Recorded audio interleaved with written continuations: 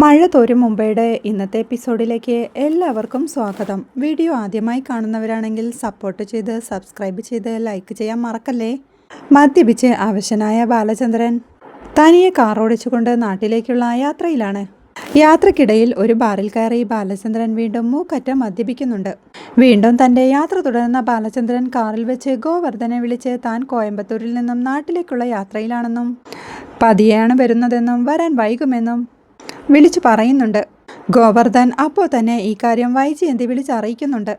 ആരോടും മിണ്ടാതെ ഒളിച്ചു പോകുന്ന പോലെ പോയത് എന്തുകൊണ്ടാണെന്ന് നീ ചോദിച്ചില്ലേ എന്ന് വൈജയന്തി ചോദിക്കുമ്പോൾ ചോദിച്ചുവെന്നും താൻ എവിടെ പോയാലും അവിടെ ഉള്ളവർക്ക് എന്താണെന്നും തന്നോട് ദേഷ്യപ്പെട്ടെന്നും ഗോവർദ്ധൻ പറയുന്നുണ്ട്. വീട്ടിലെത്തുമ്പോൾ താൻ തന്നെ നേരിട്ട് ചോദിക്കാമെന്ന് വൈജയന്തി ദേഷ്യത്തോടെ പറയുമ്പോഴേക്കും ഒരാൾ ഇങ്ങനെയൊക്കെ ചെയ്യുമ്പോൾ അതിന്റെ പുറകിൽ എന്തെങ്കിലും കാരണങ്ങളും ടെൻഷൻസും ഒക്കെ ഉണ്ടെന്ന് നമ്മൾ മനസ്സിലാക്കണമെന്നും വെറുതെ ഒരാൾ ഒരു ദിവസം വീട്ടിൽ നിന്ന് ആരോടും മിണ്ടാതെ ഇറങ്ങിയോടി പോകുമെന്നും ഗോവർദ്ധൻ ചോദിക്കുന്നുണ്ട്.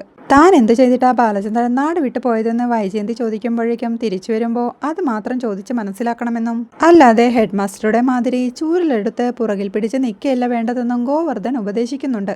താൻ ബാലചന്ദ്രനെ ഒന്ന് വിളിച്ചു നോക്കട്ടെ എന്നും പറഞ്ഞ് വൈജയന്തി ആ കോൾ കട്ട് ചെയ്യുന്നുണ്ടേ. വൈജയന്തി ബാലചന്ദ്രനെ വിളിക്കുന്നുണ്ടെങ്കിലും ഫോൺ സ്വിച്ച് ഓഫ് ആണെന്നാണ് പറയുന്നത്. പിന്നീട് രാവിലെ ആവുമ്പോൾ ബാലചന്ദ്രൻ തന്റെ വീട്ടിലെത്തുമ്പോഴേക്കും അലിന ചെന്ന് വാതിൽ തുറന്നു കൊടുക്കുന്നുണ്ടെങ്കിലും അവളോട് ദേഷ്യത്തോടെ മാറി നിൽക്കുന്ന പറഞ്ഞ് ബാലചന്ദ്രൻ ആടിക്കുഴഞ്ഞ് തന്റെ റൂമിലേക്ക് പോകുന്നുണ്ട്. റൂം ആകെയൊന്ന് നോക്കിയിട്ട് ബാലചന്ദ്രന്റെ മുറി എന്ന് പുച്ഛത്തോടെ ബാലചന്ദ്രൻ പറയുന്നുണ്ട്. പിന്നീട് ബാലചന്ദ്രൻ അലമാരയിൽ എന്തോ തിരഞ്ഞുകൊണ്ടിരിക്കുമ്പോഴാണ് അലീന ചായയുമായി അങ്ങോട്ടെത്തുന്നത്.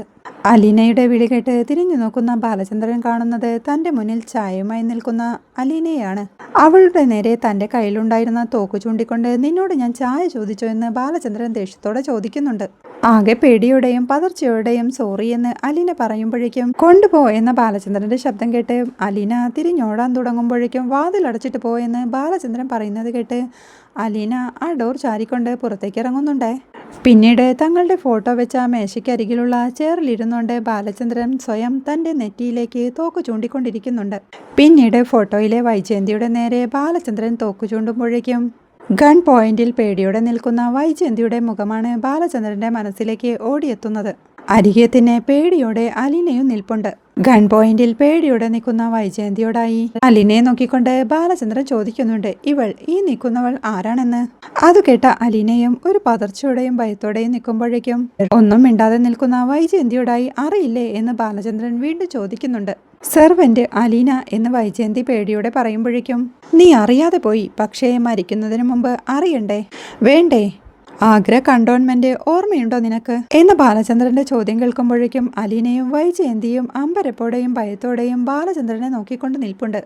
അവിടെ വെച്ച് നീ പ്രണയിച്ച് സഹവസിച്ച ക്യാപ്റ്റൻ സ്റ്റാൻലി സ്നേഹിച്ച് സഹവസിച്ചെന്ന് പറയുമ്പോൾ അതിനോട് ഒരുപാട് അർത്ഥങ്ങളുണ്ട് എന്ന് ബാലചന്ദ്രൻ പറയുമ്പോഴേക്കും വൈജയന്തി തലകുനിച്ച് നിൽക്കണ കണ്ട് ബാലചന്ദ്രൻ വീണ്ടും ഗൺ കൊണ്ട് അവളുടെ തല ഉയർത്തിപ്പിടിച്ചോണ്ട് എവിടെ പോണ്?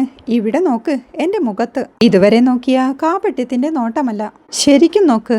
എല്ലാ അർത്ഥത്തിലും ക്യാപ്റ്റൻ സ്റ്റാൻലിയോട് സഹവസിച്ച നീ വൈജയന്തി എന്ന് പേരുള്ള ഒരു കുലട, ചതിയുടെ സ്ത്രീരൂപം, വഞ്ചനയുടെ പര്യായം, നെയ്യാറ്റിൻകരയിലെ ഒരു പ്രൈവറ്റ് നഴ്സിംഗ് ഹോമിൽ വെച്ച് പ്രസവിച്ച പെൺകുഞ്ഞാ ഈ നിൽക്കുന്നത് എന്ന് അലീനയെ നോക്കിക്കൊണ്ട് ബാലചന്ദ്രൻ പറയുമ്പോഴേക്കും വൈജയന്തിയും അമ്പരപ്പോടെ അലീനയെ നോക്കുന്നുണ്ടേ. നിന്റെ മകൾ എന്ന് ബാലചന്ദ്രൻ പറയുന്നത് കേട്ട് അലീനയും സങ്കടത്തോടെ കരഞ്ഞുകൊണ്ട് അമ്മയെ നോക്കുന്നുണ്ടേ. വൈജയന്തിയും സ്നേഹത്തോടെ അലീനയെ നോക്കുന്നത് കണ്ട് ഒരുപാടങ്ങ് നോക്കണ്ട, ഇത്രയും നാൾ നിന്റെ കൺമുന്നിൽ ഉണ്ടായിരുന്നിട്ടും കാണാത്ത കാഴ്ചയൊന്നും ഇനി നീ കാണണ്ട. സമയമില്ല, വിചാരണ മാത്രമേ ആയിട്ടുള്ളൂ. ഇനി വിധി, മരണശിക്ഷ വിധിച്ചിരിക്കുന്നു നിനക്ക് എന്ന് പകയോടെ വൈജയന്തിയോടായി പറഞ്ഞുകൊണ്ട് ബാലചന്ദ്രൻ ആ ഗൺ വൈജയന്തിയുടെ നെറ്റിയുടെ നേരെ ഉയർത്തുന്നുണ്ട്. വൈജയന്തി പേടിയോടെ അലീനയെ നോക്കുമ്പോഴേക്കും ബാലചന്ദ്രൻ ആ ഗൺ അലീനയുടെ നേരെ ചൂണ്ടിക്കൊണ്ട് നിനക്കറിയായിരുന്നു ഇവൾ നിന്റെ അമ്മയായിരുന്നെന്ന് അല്ലേ എന്ന് അലറുന്നുണ്ട്. അലീനയും ആകെ പേടിച്ച് വിറച്ച് ഉവ്വ് എന്ന് പറയുമ്പോഴേക്കും അത് കേട്ട് വൈജയന്തിയും ഒരു ഞെട്ടലോടെ അലീനയെ നോക്കിക്കൊണ്ട് നിൽപ്പുണ്ട്. അത് മറച്ചുവെച്ച് നീ ഇവിടെ ഭംഗിയായിട്ട് അഭിനയിച്ചു, മിടുക്കി, നിനക്കും ഞാൻ മരണശിക്ഷ തന്നെ വിധിക്കുക ഇവളുടെ മകളായി ജനിച്ച കുറ്റത്തിന് എന്ന് അലീനയുടെ നേരെ തോക്ക് ചൂണ്ടിക്കൊണ്ട് ബാലചന്ദ്രൻ പറയുന്നുണ്ട്. അലീന ആകെ ഭയത്തോടെ കരയുമ്പോഴേക്കും ബാലചന്ദ്രൻ വീണ്ടും തോക്ക് വൈജയന്തിയുടെ നേരെ നീട്ടിക്കൊണ്ട് നിന്റെ അഹങ്കാരം, നിന്റെ പുച്ഛം, നിന്റെ നിന്ദ, നിന്റെ ജാട എല്ലാം ഇവിടെ തിരികെയാ ഒറ്റ സെക്കൻഡിൽ എന്ന് ബാലചന്ദ്രൻ പറയുന്നത് കേട്ട് അലീന ആകെ പേടിച്ച് നിലവിളിക്കുന്നുണ്ട്. ബാലചന്ദ്രൻ ആ തോക്ക് വൈജയന്തിയുടെ നെറ്റിമേൽ മുട്ടിക്കുമ്പോഴേക്കും അയ്യോ വേണ്ട എന്ന് അലീന അലറി വിളിക്കുന്നുണ്ട്. ബാലചന്ദ്രൻ ആ പിസ്റ്റൺ അമർത്തുമ്പോഴേക്കും അലീനയും പേടിയോടെ അമ്മ എന്ന് വിളിക്കുന്നുണ്ട്. അങ്ങനെയെല്ലാം സംഭവിക്കുന്നത് ഓർത്തെടുത്തോണ്ട് ബാലചന്ദ്രൻ ആ തോക്ക് മേശമേൽ വെക്കുന്നുണ്ട്. പിന്നീട് കസേരയിൽ നിന്നും എഴുന്നേറ്റ് ബെഡിൽ കിടക്കുന്ന തന്റെ ബാഗ് എടുത്തോണ്ട് അതിൽ നിന്നും ഒരു മദ്യക്കുപ്പിയും എടുത്തോണ്ട് ബാലചന്ദ്രൻ ആടിക്കുഴഞ്ഞോണ്ട് റൂമിൽ നിന്ന് പുറത്തേക്ക് ഇറങ്ങി പോകുന്നുണ്ടേ. മദ്യക്കുപ്പിയുമായി ഡൈനിങ് ടേബിളിന് അരികിലെത്തുന്ന ബാലചന്ദ്രൻ മദ്യക്കുപ്പി ആ ഡൈനിങ് ടേബിളിൽ വെച്ചുകൊണ്ട് അവിടെ നിന്നൊരു ഗ്ലാസ് എടുത്ത് മദ്യം ഒഴിച്ചുകൊണ്ട് ഫ്രിഡ്ജ് തുറന്ന് തണുത്ത വെള്ളം എടുത്തുകൊണ്ടുവന്ന് മദ്യത്തിലേക്ക് ഒഴിച്ച് ഒറ്റ വലിക്ക് കുടിക്കുന്നുണ്ട്. അടുക്കളയിൽ നിന്നും അങ്ങോട്ട് വരുന്ന അലീന ആ കാഴ്ച കണ്ട് അമ്പരപ്പോടെ നോക്കി നിൽപ്പുണ്ട്. അലീന നോക്കി നിൽക്കെ ബാലചന്ദ്രൻ വീണ്ടും മദ്യം ഗ്ലാസ്സിലേക്ക് ഒഴിച്ച് തണുത്ത വെള്ളവും ഒഴിച്ച് കുടിക്കുന്നുണ്ട്. പിന്നീട് ആകെ ടെൻഷനോടെ മുത്തശ്ശിയുടെ റൂമിലേക്ക് എത്തുന്ന അലീനയാണ് കാണിക്കുന്നത്. സാറ് വന്നിട്ടുണ്ട് മുത്തശ്ശി എന്ന് അലീന ടെൻഷനോടെ പറയുമ്പോഴേക്കും ആര്, ബാലചന്ദ്രനോ എന്ന് മുത്തശ്ശിയും ചോദിക്കുന്നുണ്ട്. അതെ എന്ന് പറഞ്ഞ് മുത്തശ്ശി എന്തോ കുഴപ്പമുണ്ടെന്ന് അലീന വെപ്രാളത്തോടെ പറയുമ്പോഴേക്കും അതിന് നീ എന്തിനാ വെപ്രാളപ്പെടുന്നേ, ബാലചന്ദ്രനെ വിളിച്ചേ, ഞാൻ വിളിക്കുന്നു എന്ന് പറ എന്ന് മുത്തശ്ശി പറയുമ്പോഴേക്കും അത് സാറ് അവിടെ ഇരുന്ന് കുടിക്കുക എന്ന് അലീന പറയുന്നത് കേട്ട് കുടിക്കുവാണോ എന്ന് മുത്തശ്ശിയും ചോദിക്കുന്നുണ്ട്. അതെ, ഡൈനിങ് ടേബിളിൽ കുപ്പിയും ഗ്ലാസും എല്ലാം ഉണ്ട്. ഇവിടുന്ന് പോയപ്പോഴത്തെ സാറല്ല മുത്തശ്ശി, എനിക്ക് പേടിയാവുന്നു എന്ന് അലീന വീണ്ടും വെപ്രാളത്തോടെ പറയുമ്പോഴേക്കും നീ ചെന്ന് അവനോട് പറ ഞാൻ വിളിക്കുന്നു ചെല്ലെന്ന് മുത്തശ്ശി പറയുമ്പോഴേക്കും ടെൻഷനോടെ അലീന നിൽക്കണ കണ്ട് ചെല്ലു കുഞ്ഞ് എന്ന് മുത്തശ്ശി വീണ്ടും പറയണ കേട്ട് അലീന പോവാനായി തുടങ്ങിക്കൊണ്ട് വാതിലിനരികിൽ ചെന്ന് ഒരേ നിൽപ്പ് നിൽക്കുന്നുണ്ട്. അവളുടെ ആ ടെൻഷനോടെയുള്ള നിൽപ്പ് കണ്ട് ചെല്ലു കുഞ്ഞെ നീ എന്തിനാ പേടിക്കുന്നേ, അവൻ അങ്ങനെ കുഴപ്പക്കാരനൊന്നും അല്ലെന്നേ എന്ന് മുത്തശ്ശി പറയുന്നത് കേട്ട് അലീന ടെൻഷനോടെ വാതിൽ തുറന്ന് ബാലചന്ദ്രന്റെ അടുത്തേക്കായി നടന്നു ചെല്ലുന്നുണ്ട്.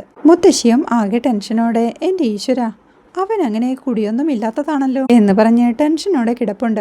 മദ്യപിച്ച് ആകെ കുഴഞ്ഞ് ഡൈനിങ് ടേബിളിൽ തലകുനിച്ചിരിക്കുന്ന ബാലചന്ദ്രന്റെ അരികിലേക്കെത്തി അലീന സാർ എന്ന് വിളിക്കുമ്പോഴേക്കും ബാലചന്ദ്രൻ എണീറ്റ് തിരിഞ്ഞു നോക്കുന്നുണ്ട്. ഏത് സാറ്, ആരുടെ സാറ്, ഞാനാണോ സാറ് എന്ന് ബാലചന്ദ്രൻ അലീനയോടായി ചോദിക്കുമ്പോഴേക്കും മുത്തശ്ശിക്ക് കാണണമെന്ന് പറയുന്നു എന്ന് അലീന പേടിയോടെ പറയുന്നുണ്ട്. ബാലചന്ദ്രൻ പകയോടെ മുത്തശ്ശി മനസ്സിലായി, ബാലചന്ദ്രൻ ബിസിയാണെന്ന് പറ എന്ന് ദേഷ്യത്തോടെ പറയുമ്പോഴേക്കും അലീന അവിടെ തന്നെ നിന്ന് വിയർക്കുന്ന കണ്ട് ചെന്ന് പറ എന്ന് ബാലചന്ദ്രൻ വീണ്ടും അലീനയോടായി പറയുന്നുണ്ട്. അങ്ങോട്ട് ചെല്ലാമോന്ന് ചോദിച്ചു എന്ന് വീണ്ടും അലീന പേടിയോടെ പറയുമ്പോഴേക്കും ഓക്കെ എന്ന് പറഞ്ഞ് ബാലചന്ദ്രൻ ഗ്ലാസ്സിലുണ്ടായിരുന്ന ബാക്കി മദ്യം കൂടി കുടിച്ചോണ്ട് ഗ്ലാസ് അവിടെ വെച്ച് എഴുന്നേറ്റ് മുത്തശ്ശിയുടെ അരികിലേക്കായി ചെല്ലുന്നുണ്ട്. ബാലചന്ദ്രന്റെ പുറകെ തന്നെ അലീനയും മുത്തശ്ശിയുടെ റൂമിലേക്കായി പോകുന്നുണ്ടേ. മദ്യപിച്ച് അവശനായി നിൽക്കുന്ന ബാലചന്ദ്രനെ കണ്ട് നിനക്ക് എന്നാ പറ്റിയതാ ബാല എന്ന് മുത്തശ്ശി ചോദിക്കുമ്പോഴേക്കും ഇനി പറ്റാനൊന്നും ബാക്കിയില്ല, എല്ലാം പറ്റിക്കഴിഞ്ഞു എന്ന് ബാലചന്ദ്രൻ പറയുന്നുണ്ട്. നീ എവിടെ പോയതായിരുന്നു എന്ന് മുത്തശ്ശി ചോദിക്കുമ്പോഴേക്കും ബാലചന്ദ്രൻ ഒന്നും മിണ്ടാതെ നിൽക്കണ കണ്ട് നിനക്ക് നല്ല സുഖമില്ലേ, നിന്റെ മുഖം കണ്ടിട്ട് എന്തോ പോലെ ഇരിക്കുന്നല്ലോ, നീ കള്ളു കുടിക്കായിരുന്നോ ബാലചന്ദ്ര എന്ന് മുത്തശ്ശി സംശയത്തോടെ ചോദിക്കുമ്പോഴേക്കും ബാലചന്ദ്രൻ ഒരു ചിരിയോടെ അത് കള്ളല്ല അമൃത, ബാലചന്ദ്രൻ അമൃത കുടിക്കുന്നെന്ന് വിചാരിച്ചാൽ മതി, പോട്ടെ എന്ന് പറഞ്ഞുകൊണ്ട് ബാലചന്ദ്രൻ ദേഷ്യത്തോടെ റൂമിൽ നിന്ന് ഇറങ്ങി പോകുന്നുണ്ടേ. ഡൈനിങ് ടേബിളിലെത്തുന്ന ബാലചന്ദ്രൻ വീണ്ടും ആ മദ്യക്കുപ്പിയും എടുത്ത് അവിടെ നിന്ന് പോകുമ്പോഴേക്കും അത് കാണുന്ന അലീന ആകെ വെപ്രാളത്തോടെ മുത്തശ്ശി ഇനിയും കുടിക്കാൻ പോവുക, ഇനിയിപ്പോ എന്താ ചെയ്യുക എന്ന് ചോദിക്കുമ്പോഴേക്കും അവൻ എന്താ കുഞ്ഞെ ഇങ്ങനെ, ഒരിക്കലും അവൻ എന്നോട് ഇങ്ങനെ സംസാരിച്ചിട്ടില്ലല്ലോ, എന്തോ കുഴപ്പം പറ്റിയിട്ടുണ്ട്, അവൻ ഇനിയും പോയിരുന്ന് കുടിക്കുമല്ലോ മോളെ എന്ന് മുത്തശ്ശി ആദ്യോടെ പറയുമ്പോഴേക്കും മേഡത്തിനെ വിളിച്ച് പറഞ്ഞാലോ മുത്തശ്ശി എന്ന് അലീനയും ടെൻഷനോടെ ചോദിക്കുന്നുണ്ട്. അവൾ പറഞ്ഞാലൊന്നും അവൻ കേൾക്കത്തില്ല മോളെ, നീ ഒരു കാര്യം ചെയ്യ്, മനുവിനെ വിളിച്ച് വിവരം പറ, ബാലചന്ദ്രൻ തിരിച്ചു വന്നിട്ടുണ്ടെന്നും വന്നപ്പോ മുതലേ കൂടിയാണെന്നും പറ, അവൻ പറഞ്ഞ ബാലചന്ദ്രൻ കേൾക്കും എന്ന് പറഞ്ഞുകൊണ്ട് മുത്തശ്ശി തന്റെ മൊബൈൽ എടുത്ത് കൊടുക്കുന്നുണ്ട് അലീനയ്ക്ക്. അലീന പെട്ടെന്ന് തന്നെ ആ മൊബൈൽ വാങ്ങിച്ചുകൊണ്ട് മനുവേട്ടനെ വിളിക്കുന്നുണ്ട്. ബാലചന്ദ്രൻ അപ്പോഴേക്കും ആ മദ്യക്കുപ്പയും ഗ്ലാസും എല്ലാം തങ്ങളുടെ ബെഡ്റൂമിലെ മേശമേൽ കൊണ്ടുവച്ച് ഗ്ലാസ്സിലേക്ക് മദ്യമൊഴിച്ചുകൊണ്ട് അവിടെ ഇരുന്ന ജഗ്ഗിന്ന് വെള്ളവും എടുത്തൊഴിച്ചുകൊണ്ട് ഒറ്റ വലിക്ക് ആ മദ്യം കുടിച്ചു തീർക്കുന്നുണ്ട്. ആകെ കുഴഞ്ഞു പോയ ബാലചന്ദ്രൻ പകയോടെ വൈജയന്തിയുടെ ഫോട്ടോയിലേക്ക് നോക്കി ദേഷ്യത്തോടെ ഒരേയൊരു ഇരിപ്പാണേ. പിന്നീട് മനുവിന്റെ വരവും കാത്ത് ഡൈനിങ് ഹാളിൽ ടെൻഷനോടെ നിൽക്കുന്ന അലീനയാണ് കാണിക്കുന്നത്. അപ്പോഴാണ് ബാലചന്ദ്രന്റെ റൂമിൽ നിന്ന് എന്തോ തട്ടിയിടുന്ന ശബ്ദം കേട്ട് അലീന വെപ്രാളത്തോടെ അങ്ങോട്ട് ഓടിയെത്തുന്നത്. അലീന റൂമിലെത്തുമ്പോഴേക്കും ബോധമില്ലാതെ തറയിൽ വീണ് കിടക്കുന്ന ബാലചന്ദ്രനെയാണ് കാണിക്കുന്നത്. ബാലചന്ദ്രൻ ഇരുന്നിരുന്ന കസേരയും അവിടെ മറിഞ്ഞു കിടപ്പുണ്ടേ, കൂടെ തന്നെ ആ ഗ്ലാസും അവിടെ പൊട്ടിച്ചിതറി കിടക്കുന്നുണ്ട്. അലീന പേടിയോടെ അരികിലേക്കായി എത്തി സാറേ സാറേ എന്ന് വെപ്രാളത്തോടെ വിളിക്കുന്നുണ്ടെങ്കിലും ബാലചന്ദ്രൻ കണ്ണു തുറക്കുന്നുണ്ടായിരുന്നില്ല. സമ്മതിക്കുന്നില്ല. അലീന അവിടെ ഇരുന്ന ജഗ്ഗിന്ന് വെള്ളമെടുത്ത് ബാലചന്ദ്രന്റെ മുഖത്ത് തളിക്കുന്നുണ്ടെങ്കിലും ബാലചന്ദ്രൻ ഒരേ കിടപ്പ് തന്നെ. അലീന വീണ്ടും പേടിയോടെ സാറേ സാറേ എന്ന് പറഞ്ഞ് പിടിച്ച് കുലുക്കി വിളിക്കുന്നുണ്ടെങ്കിലും ഒരേ കിടപ്പ് കിടക്കുന്നത് കണ്ട് അലീന ബാലചന്ദ്രന്റെ കൈയെടുത്ത് പിടിച്ച് പൾസ് എല്ലാം നോക്കുന്നുണ്ട്. പൾസ് കുറവാണെന്ന് കണ്ട അലീന ബാലചന്ദ്രന്റെ നെഞ്ചത്ത് തന്റെ രണ്ടു കൈയും വെച്ചമർത്തി പൾസ് റെഡിയാക്കാനായി ശ്രമിക്കുന്നുണ്ട്. പിന്നീട് ആകെ പേടിച്ച് വെപ്രാളത്തോടെ മുത്തശ്ശിയുടെ റൂമിലേക്ക് എത്തുന്ന അലീനയാണ് കാണിക്കുന്നത്. അവൾ ആകെ പേടിയോടെയും വെപ്രാളത്തോടെയും മുത്തശ്ശി ബാലചന്ദ്രൻ സാർ വീണു എന്ന് കരഞ്ഞോണ്ട് പറയുന്നുണ്ട്. അയ്യോ എവിടെയാ എൻ്റെ ഈശ്വര എന്ന് മുത്തശ്ശി വെപ്രാളത്തോടെ പറയുമ്പോഴേക്കും അലീന മുത്തശ്ശിയുടെ മൊബൈൽ ചോദിക്കുന്നുണ്ട്. മുത്തശ്ശി മൊബൈൽ എടുത്തു കൊടുത്തോണ്ട് എന്നെ പറ്റിയതാ മോളെ എന്ന് ചോദിക്കുമ്പോഴേക്കും അലീന മൊബൈലിൽ വിളിക്കാൻ നോക്കിക്കൊണ്ട് അറ്റാക്കാണെന്ന് തോന്നുന്നു എന്ന് പറയുന്നത് കേട്ട് എൻ്റെ ഈശ്വര എന്ന് പറഞ്ഞ് മുത്തശ്ശിയും നെഞ്ചത്ത് കൈവയ്ക്കുന്നുണ്ട്.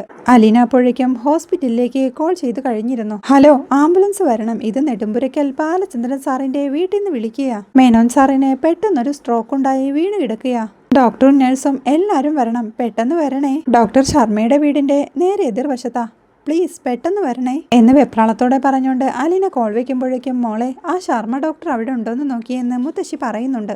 അവൾ മൊബൈലിൽ തിരയണ കണ്ട് ഡോക്ടറുടെ നമ്പർ ഉണ്ടോയെന്ന് മുത്തശ്ശി ചോദിക്കുന്നുണ്ട്. അതെ, ഞാൻ ഇതിൽ സേവ് ചെയ്തിട്ടുണ്ടായിരുന്നു മുത്തശ്ശി എന്ന് പറഞ്ഞുകൊണ്ട് അലീന ഡോക്ടർ ശർമ്മയുടെ നമ്പർ എടുത്ത് അതിലേക്ക് കോൾ ചെയ്യുന്നുണ്ട്. ഡോക്ടർ ശർമ്മ കോൾ എടുക്കുമ്പോഴേക്കും ഹലോ ഡോക്ടർ, അലീനയാ? ബാലചന്ദ്രൻ സാർ കുഴഞ്ഞു വീണു, ഇവിടെ ഉണ്ടെങ്കിൽ ഡോക്ടർ ഓടി വരണേ. സാറ് ബോധം കെട്ട് കിടക്കുക, പെട്ടെന്ന് വരണേ എന്ന് പറഞ്ഞ് കോൾ വെച്ചോണ്ട് മുത്തശ്ശിയോടായി ഞാനിപ്പോൾ വരാവേ എന്ന് പറഞ്ഞുകൊണ്ട് പുറത്തോട്ട് ഇറങ്ങി പോകുന്നുണ്ടേ. മുത്തശ്ശിയും ആ കട്ടിൽ നിന്ന് ആകെ ടെൻഷനോടെ എണീക്കാൻ പോലും പറ്റാതെ അയ്യോ എനിക്ക് വയ്യ എൻ്റെ ഭഗവാനെ, എൻ്റെ ഈശ്വര എന്ന് പറഞ്ഞ് നിലവിളിക്കുന്നുണ്ട്. പിന്നീട് ഡൈനിങ് ഹാളിലെത്തി മനുവിനെ വിളിക്കുന്ന അലീനയാണ് കാണിക്കുന്നത്. തന്റെ റൂമിലിരുന്ന് വർക്ക് ചെയ്തുകൊണ്ടിരിക്കുകയായിരുന്ന മനു അലീനയുടെ കോൾ എടുക്കുമ്പോഴേക്കും മനുവേട്ടാ ബാലചന്ദ്രൻ സാറ് റൂമിൽ വീണു എന്ന് അലീന പറയുന്നത് കേട്ട് ഒരു ഞെട്ടലോടെ കസേരയിൽ നിന്നും എണീറ്റുകൊണ്ട് വീണുവെന്നോ, എങ്ങനെ വീണു എന്ന് മനുവും അമ്പരപ്പോടെ ചോദിക്കുന്നുണ്ട്.